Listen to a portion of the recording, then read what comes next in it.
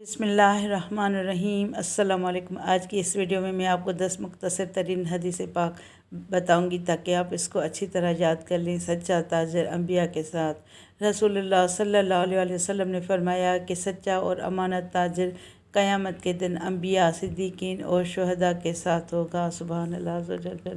نبی کریم صلی اللہ علیہ وسلم نے ارشاد فرمایا، بندہ اپنے پروردگار سے سب سے زیادہ قریب اس وقت ہوتا ہے جب وہ سجدے کی حالت میں ہو۔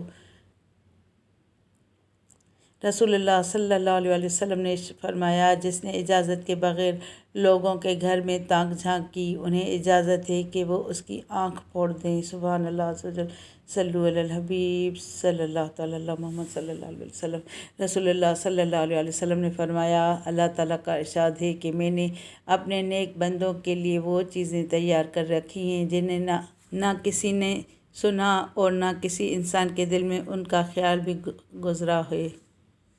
حضرت ابو درداء رضی اللہ تعالیٰ عنہ سے مروی ہے کہ رسول اللہ صلی اللہ علیہ وسلم نے فرمایا، اگر تم کو ٹکڑے ٹکڑے کر دیا جائے پھر بھی شرک نہ کرنا۔ آخرت کی فکر کیجیے۔ نبی کریم صلی اللہ علیہ وسلم نے فرمایا، اگر تمہیں وہ معلوم ہوتا جو میں جانتا ہوں تو تم ہنستے کم اور روتے زیادہ۔ جو غصے کو پی جاتے ہیں اور دوسروں کے قصور معاف کر دیتے ہیں، ایسے نیک لوگ اللہ کو بہت پسند ہیں۔ سورہ آل عمران میں ہر جاندار چیز کے ساتھ بھلائی کرنے میں اجر و ثواب ہے۔ صحیح بخاری۔